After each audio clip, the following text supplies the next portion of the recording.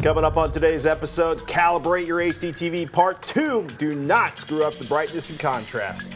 Where'd the bargain Blu-rays go? Gorilla Glass, kick-ass, beware of the special service menus, and wow, that is one gorgeous LED projector. And of course, we got the Blu-ray releases for the week of August 10th, 2010. This is HD Nation.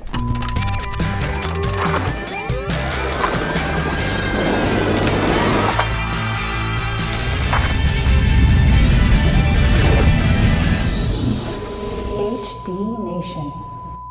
Today's episode is brought to you by GameFly. Check out gamefly.com/HDNation for a free trial account. Netflix. Go to netflix.com/HDNation for your free trial membership, and GoDaddy.com. Welcome to HD Nation. I'm Robert Heron. And I'm Patrick Norton. HD Nation is your guide to the best in HD content and the best in home theater gear, no matter what your budget is. Blu-ray, online, satellite, cable, over the air, on a thumb drive, who cares? If it's HD, we like it. Dude, slow news week. Okay, it happens once in a while. It happens. It definitely happened this week. Corning, by the way. Have you seen this? You saw this, actually. I think Corning has been on some major kind of PR binge for something called Gorilla Glass. It's basically a high-strength, bendable glass developed in 1962, possibly used on the iPhone, and definitely coming to more tables and HD TVs in 2011. Why? Imagine a frameless HD TV, just edge-to-edge screen with no bezel. Structural glass. The structure behind it. And with basically you'd have glass that will take some serious effort to hopefully scratch or crack it, and those are the two big keys. It's really funny. It's like We-proof. Yeah, it's kind of without like, the strap. Oh my goodness. So basically they're saying is we invented this in '62. We finally have people that'll pay for it. And it's starting to show up everywhere. And they must be spending a fortune on PR because it's showing up in the news everywhere. So there's your Gorilla Glass update. Nice. Lewis has a timely email given our calibration frenzy this month. He writes in, I've got a Samsung LCD display and I accidentally triggered the HDMI calibration on the service menu. No. You're in trouble, dude. The display started to do some weird flashing, and after that, the factory settings are not the way they were before, and it looks awful. I guess you have to do the calibration while displaying some special pattern and not the last episode of Futurama. Can you help me fix this? By the way, restoring the factory settings didn't work. Thanks. I love the show, Lewis. Dang. What not to do? Why I really don't suggest folks go into the service menu unless you have a darn good reason to do it, or you know exactly. And I take pictures of everything when I'm in there in case I do something like that, which unfortunately for that particular item, messing with that particular setting on that particular TV, I'm just going to straight up suggest you call customer service and just fess up, and hopefully they'll be able to fix it, come out there with a simple service fix. There is a possible fix I could recommend, but it would involve going back into that service menu and doing other things to it, which I am at that point not that comfortable just recommending to somebody I've never met. And perhaps you could email Lewis. Maybe. You can also, you can take your chances on the AVS forum too. That problem has popped up quite a bit there. Other people have done that. You're not the only one, and some people have claimed to have mostly fixed it. Mostly. I didn't see 100% anything there, so it's just another reason why you really don't need to go. There's no restore to factory settings in the service settings? There is, but for that particular thing he did, that setting that he messed with requires a pattern to be up on the screen, and then the TV kind of goes through a self-calibration mode on that. And unless you have the right pattern up when you're doing it, the TV really can get confused. Like running, I love Futurama, but I'm not using that to calibrate the TV with. Oops. Yeah. Anyway. If you don't know what the setting does, don't click on it. Take pictures of everything. Yeah. Digital photos are cheap. Yes, they are. But I'd be curious to know if Samsung's cool about that, or how they actually go about fixing that. Did it require somebody to come out, so or we'll could just they throw just Lewis into the deep end of the pool? Dude, you find out how Samsung. What's the best case scenario for a problem like that? I'd like to know. That might be a Samsung PR question. For everybody that's asked for a Pop Box update, well, Ciavis is working on getting it patched up and running like it should have when it shipped. The best place to track the firmware developments, by the way, and basically how-tos on how to work with it is forum.popbox.com. The last major update was July 27th. The last two firmware updates now let you play a whole music album from the beginning and skip tracks forward and backwards. It also tweaks some frame rate settings, component output mode, so you can adjust it so you can use it with your older television. And it updates the media scanner so it'll use local files instead of scraping the graphics off the IMDb. And for everybody that asked, the Pop Box, yes, it will play Blu-ray ISO files. Rumor has it, though, the Boxy Box will not. That's definitely a strike against the boxy box, especially in your house. Oh, you ain't kidding, man. Speaking of Blu-rays, I'm happy to report that our beloved producer Roger Chang didn't disappear after he picked up his copy of Kick-Ass yesterday morning at 10 a.m. He was outside at 10 a.m. He was waiting before Best Buy opened. It's fangasm right there, baby.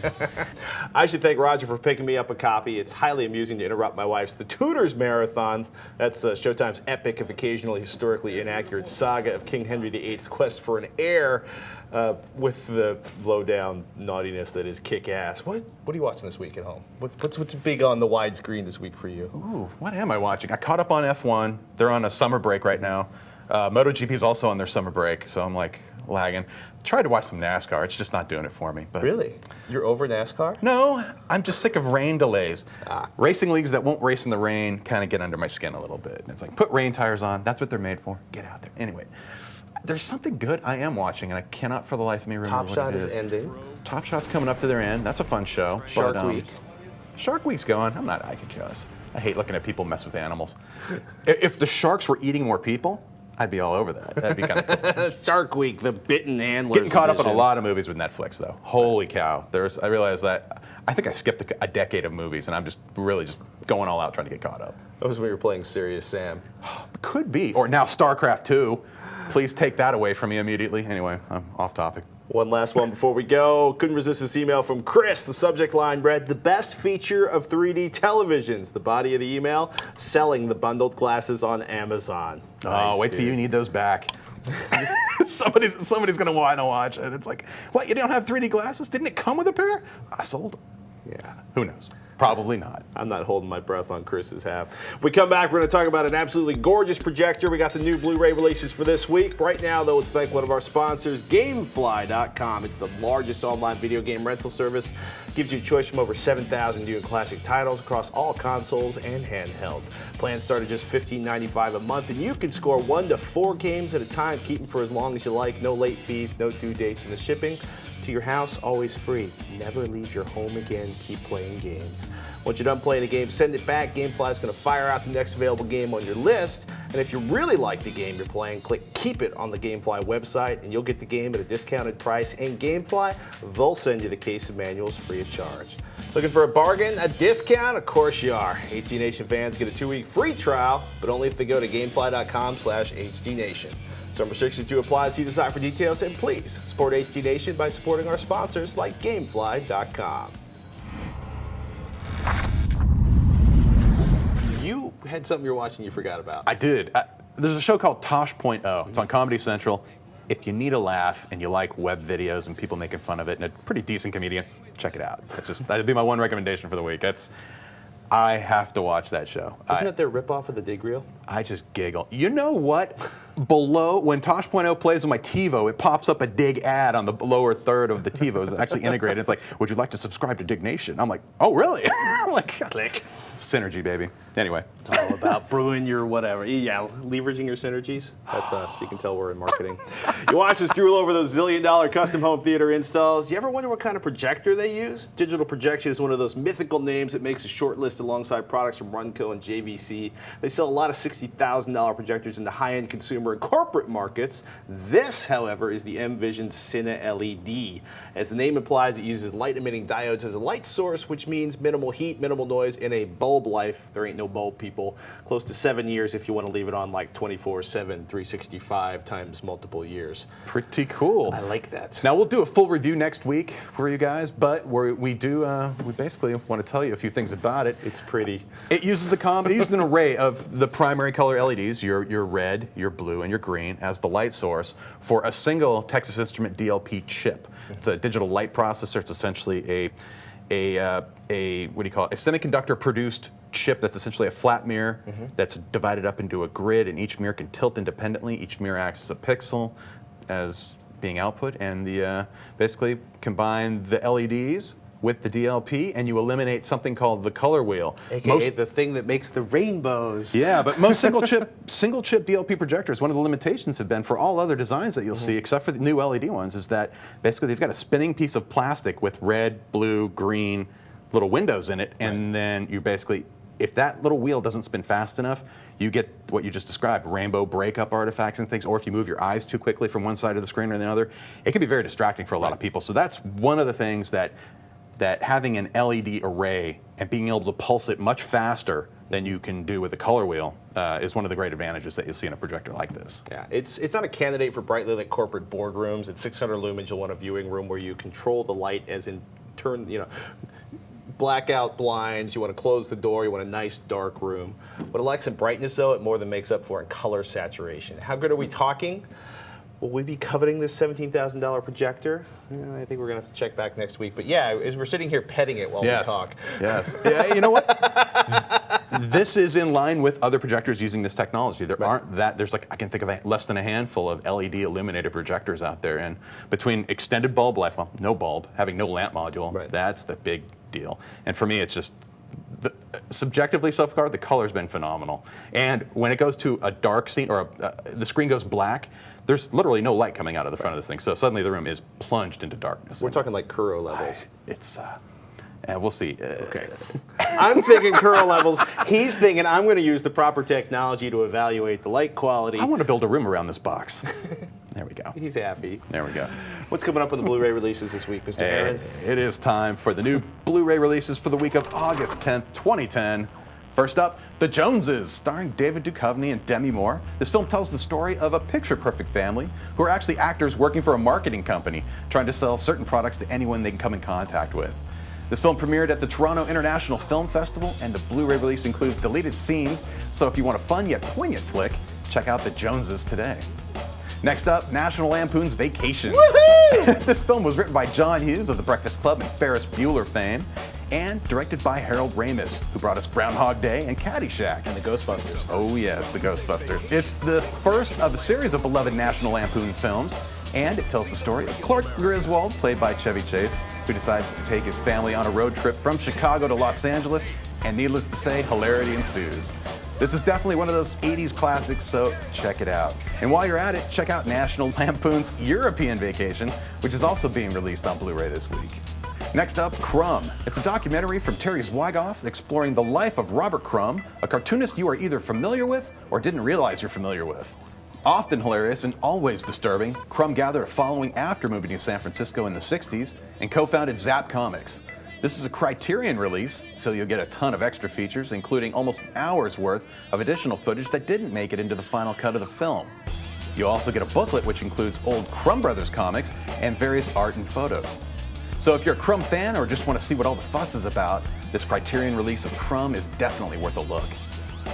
Other releases this week include Date Night, Death at a Funeral, The Diplomat, An Empress and the Warriors, Forces of Nature, A Hell of a Ride, Helen, In the Shadow of the Moon, Invisible Target, The Killing Room, La Mission, The Legend of Fong Se-yuk, Multiple Sarcasms, Screwballs 2, Loose Screws, Tai Chi Master, Triage, and What's Up Doc.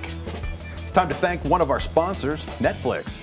With more than 15 million members, Netflix is the world's largest subscription service, instantly streaming TV episodes and movies over the internet and sending DVDs by mail. This week, my quest to fill in the blanks of my cinematic viewing experiences continues with 2008's Gran Torino. Directed by and starring Mr. Clint Eastwood, please pass the popcorn. For $8.99 a month, Netflix members can instantly watch unlimited TV episodes and movies streamed to their TVs and computers, and can receive unlimited DVDs delivered quickly to their homes. Blu-ray plans start at just $5.99 a month. With Netflix, there are never any due dates or late fees. Members can select from a growing library of titles that can be watched instantly, and a vast array of titles on DVD. Among the large and expanding number of devices streaming TV episodes and movies from Netflix are Microsoft's Xbox 360, Sony's PS3 game console, and Nintendo's Wii console. Find movies you love easily. As a Netflix Unlimited member, you can get Blu-ray movies by mail in about 1 business day. Shipping is free, and there are no late fees or due dates. As a new member and an HD Nation viewer, you can get a free trial membership. Go to www.netflix.com/HDNation and sign up now. Be sure to use this URL so that they know we sent you. Last week, we walked you through the basics of getting your HDTV calibrated. Our top 3 tips for unscrewing your HD picture, from zeroing out the factory settings to getting your picture size and color temperature sorted. This week, part 2.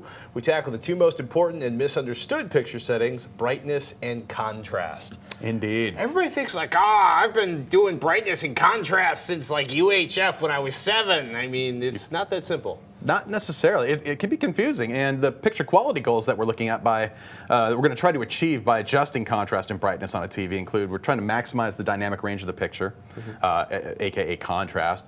We're also going to try to minimize any potential distortions. This would apply for anything from CRTs on up to the latest flat panels. You can actually distort the picture in certain ways, either through color or through geometry, if you end up cranking these controls one way or the other too far. Or, well, you always have me wondering, right? Because you get the contrast, you've got your moderately lit room, you get your contrast set, you set your brightness, you actually see that perhaps a movie is supposed to be darker than you ever realized because you're not watching on the blow my eyes out and get a suntan mode that comes from the factory totally. store. Does if you set the flat panel up to adjust itself based on the brightness of the room, does that screw up your carefully calibrated settings? For LCD panels, typically what's going on is the backlight is just being reduced. It shouldn't change any of the detail that you see in the screen. Shouldn't, a big caveat there, but so just if it's all it's doing is just changing the backlight levels, you should be fine. On plasma displays, they might be doing other things as well, or actually on any type of display, but in plasmas in particular, you don't have a backlight system just turned down. You're actually turning down the intensity of all the pixels. That could change things, but it shouldn't. Those kind of adjustments, those automatic brightness setting modes or compensation modes usually don't affect picture quality as much as they don't detrimentally affect the picture quality. And I do recommend them for power savings, but that's probably a different topic altogether there. So, do we start with brightness or contrast? Yeah, always start with brightness. And in most TVs I've looked at, the implementations I've seen, this is a poorly named setting because, in fact, it doesn't actually affect picture brightness whatsoever. But instead, it controls the cutoff point for the picture's darkest details. If it's turned down too low, the subtle details in a picture, the darkest details, will become indistinct. If we crank the brightness up too high, you're going to see that your blacks and dark grays are actually kind of washed out, and it degrades picture contrast. So, and like you were mentioning about room lighting effects and perhaps a sensor on the TV, we're assuming that's turned off, but our ability to perceive dark detail for the human eye is actually, it's directly affected by room lighting. So before we make any adjustments, you want to ensure that the room lighting that the TV is in is typical for your viewing environment. Like, do you normally have all the lights on when you watch TV? Do you normally have 7,000 watt scoops blaring from the ceiling? Because it will change, especially the black level setup in terms of where we're going to set that, or in this case, brightness, what we're going to talk about. But make sure the TV's warmed up for about, say, 20 minutes, and do make sure that the lighting is typical, because if it's not, it'll look different, say, if the room's really dark, if you normally look at it when it's bright, or vice versa. Ta-da! Digging right in. Hey, the brightness setup, we're still using that AVS HD 709 disc. This is an HD test pattern disc that we talked about where you can download it. And with brightness, what we're going to do is pull up, arguably, the first test pattern on the basic settings portion of this disc. Let me just pull that up really quick. Now what we got here is black levels on a black background, obviously, but the grayscale steps are going from, say, level 25 all the way down to level 2. Now, where we need to have that cutoff is level 16. You want 16 to disappear, you want 17 to be visible. That's the whole argument. So I'll just exaggerate this by going in and cranking brightness way up. There, when I crank it up, it becomes very easy to see. A couple of things right off the bat. You're seeing all the levels all the way down. Right. If the player, say, were not set up properly, or there's a setting in the TV, it might be, get off of there, brightness. It might be just clipping 16 down no matter what I do to brightness. So if that's the case, I would look into the settings in the player to make sure you're getting full range output before you make this adjustment. And you can definitely see, like, the blacks are gray, everything's blown out. It's definitely... Totally. You should not see anything below reference black. And as the movies are produced, for video we look at, there isn't any detail in there that you should be seeing anyway that is below reference black. So anyway, let me just turn down brightness. So everything below 16 is going to... 16 and under. Now, this is where room lighting becomes key, because if the room is really bright, you might have to take it up a couple notches above where, say, you would normally have it, say, in a dark room. So you just keep making that adjustment. And if it comes down to, you know what, one click, one way or the other, always make it a little bit darker if you don't know which way to go. I mean, it's amazing. You don't realize, especially because whenever you go to buy an HDTV or regular television, traditionally they have like the vivid mode. It's very blue, the light's pumped up, the brightness is pumped up. So we think we're supposed to have this blazing bright screen in front of us. And the reality is most people don't have, most television sets are set way too bright. Yeah, for a bright room though, Right. you need all the light you can get out of it. Right. But for critical viewing in a light-controlled environment, it's just the opposite. You don't want too much light, otherwise your iris is going to constrict, and you won't be able to see dark detail as well. So we're going to say that we've got our level 16 is invisible, level 17 is visible. A test pattern like this I find is really easy to use for that because it's each step, one after the other, is delineated really nicely, and you can see right where it cuts off. Done. So let me It's get. not Futurama. No, it's not Futurama. And Sorry, we're Lewis. not in the service menu doing this either. So the very Sorry, next thing we're Lewis. going to tackle is contrast. Now, on the contrast setting, I'm just going to skip ahead to a white pattern. Now, contrast is kind of interesting. Contrast actually, the picture, TV's contrast control actually does directly affect a picture's overall brightness. And ideally, you want that setting to be configured so that the picture is as bright as possible without sacrificing detail or unwanted distortions. Also, if the picture was just too bright and you had no other way of dimming it, say for a darkroom environment, you could use contrast as well to just tone it down. This setting, setting it too high can be really detrimental, but it's almost never a picture problem to crank it way down if you have to. Good to know. So just keep that in mind. Now, this one I'm kind of a pet peeve about. Technically, they call it peak white 235 as far as that digital scale from 0 to 254. So technically, there shouldn't be information above 235, but there might be. And there's no reason not to take advantage of it. I find some videos have been produced that, particularly cloud detail and other bright gray detail, They'll have actually information there higher is than still that. some extra detail to be eked out by ensuring that you see it all the way up to, say, 254 or whatever. So in this case, similar to what we were doing before, we're going to go into the contrast mode. And actually, this will be interesting because you'll see what happens when you crank it too high as well. Actually, I hope so. On this TV, it might be already pretty well done, but We're also in a pretty bright room. I took this all the way up, and I'm trying to see if, even taking it all the way up, I can still see some of the finest detail. So this is already kind of an exceptional TV, and it's pretty well dialed in. But taking it down, you'll see it also reduce the gray level, how bright white is in sense, while at the same time, it doesn't sacrifice anything. So like I was saying before, if you had no other control for adjusting a TV's overall brightness, mess with the contrast. Turn it down to make it more comfortable. Don't touch the brightness setting. Instead, mess with contrast. So are we definitely looking to make sure we have like 17 through 25 visible, 2 through 16 invisible, and the same thing for the white patterns? That's it exactly. Okay. Well, for the white pattern, you just want 235 to and higher. You yeah, want you just want to make sure you can see all the levels above it. Again, that might be related to the source device setting. Make Okay. sure that it's set for a full range output. And you want to be able to see all of these steps, if possible, without any kind of distortions. Usually, if you crank it up too high, the very top gray bars, the most bright light gray bars, tend to take on a pink hue. And if you're starting to see any color changes or things like that, turn it down. And at the same point, like you were just saying, these are interactive controls for brightness and contrast. So when you're done getting your contrast set the way you want, go back and check the black level setup again for brightness and make sure that you can still see level 17 but nothing below it. Do we want 235 and below to appear or disappear? Always. You want all the white detail to Okay, appear. all the You white definitely want to be seeing from 230 up to 235. Got it. A lot of Blu-ray players you'll find are set up by default to just clip everything above 235. And I prefer it not. Okay, but 235 to 253 is a bonus on most monitors. Totally. Good to know. You should be able to see that. Now, on a computer display, you would see the full range from 0 to 254 in a computer environment. Now, if you're doing this on your computer, oh, there we go, even a bigger, even a larger size screen. Now, in a computer environment for computer graphics, you're seeing the full range all the time. But if you go into your video driver settings, typically they've got separate controls for just video sources. And that's where you can then select, okay, when I'm watching video, make sure that 16 and below is invisible, and preferably 235 and above is visible. So when you're done setting up contrast, one thing to look at is to see if any colors happen to be clipping. You might have it with a black and white test pattern. It might look fine, but it's always a good idea to take a look at The color detail. a color scale to make sure that you're not clipping particular colors either. Because if you are, you want to continue turning contrast down until all the detail is resolved. So they happen to have a great pattern under miscellaneous patterns on this AVC or AVS HD test disc. And let me go, I think it's 2 ahead. Uno, dos. There we go. We're just making sure that, say, take a look at the primary colors and secondary to make sure you can see every step on this chart from the darkest to the lightest, and vice versa. It's like red's if it always is- kind of blown out. Everything else is there, but red's If it looks blown out, then the thing to do would be to just quickly run into the contrast again, turn it down a couple notches, and see if that corrects it. It should. bingo. Yeah.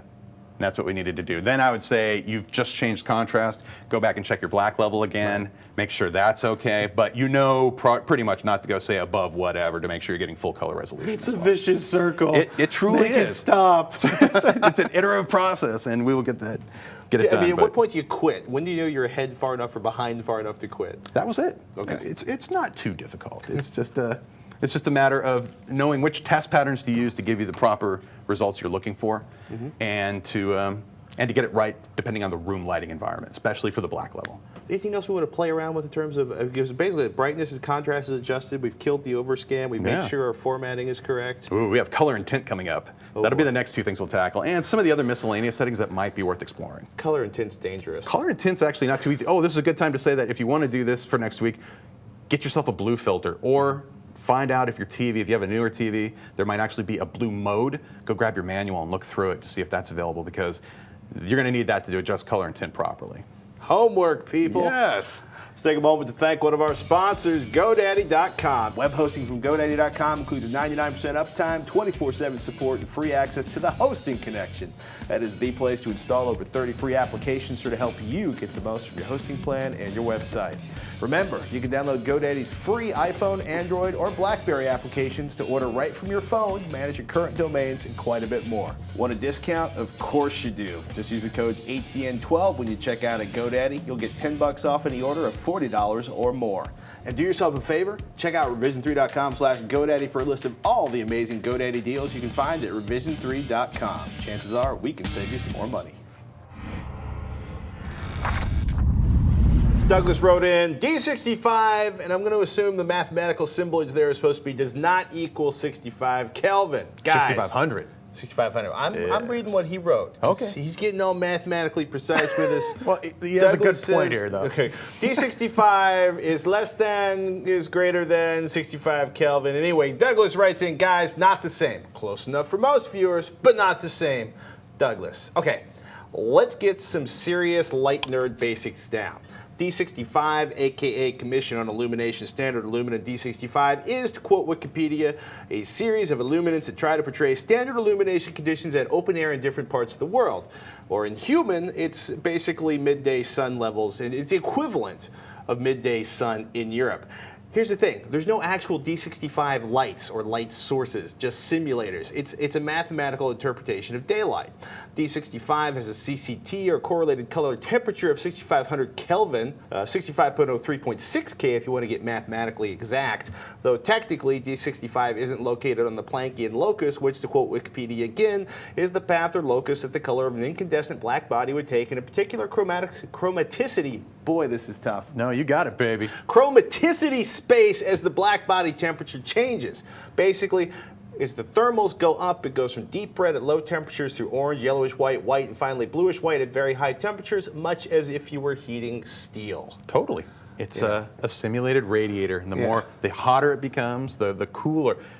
It becomes bluer. But they call that cooler when it's actually on the temperature scale. It's getting warmer. But it's pretty crazy, right? In theory, the color space that D65 represents is part of a three-dimensional table. We always see them as two-dimensional tables. The color gamut, that weird sort of lopsided melted triangle. And this goes back to our discussion of color temperature last week. And Right. Douglas makes a good point, though, about this, that every calibrator needs to know, video calibrators need to know, is that color temperature is really misinformation. Dun, dun, dun. The standard we use for accurate video production today is something called D65, and it is represented by a specific XY coordinate in CIE color space. There is, X equals 3.13, Y equals 3.29. When you hit that, when you're dialing in the white balance of a TV and you hit those coordinates just right across the grayscale, you're getting a color temperature result that should be 6504 Kelvin. However, You can't assume that, though. but you can't just go by that value and assume that it would be D65. Basically, when you tune a video display to produce grayscale color temperature D65, you will get that 6504 color temperature, but you just can't automatically assume that, oh, if I'm looking at a meter that's only telling me color temperature and I get it to 6504, that it would be necessarily the right not color. necessarily. There are these great little things called isotemperature lines that if you look at the grayscale or the CIE chart that we show with that beautiful Planckian locus, that's my favorite term. Planckian locus. But you'll see that there are lines that bisect it along the points, and any value along those points of those isothermal lines, any of those could be considered 6500, say along the 6500 line, it's isotherm line. Any of those values along that isotherm line would be equivalent to 6500. So you may have the right color value, but the color may be too blue or too red. So usually heading toward green or toward, I want to say magenta. Okay. It's going one way or the other there, but there can be multiple XY values for backwards. something that could be called 6500K. But saying D65, you are truly looking at a specific point on that chart, and that's to be accurate.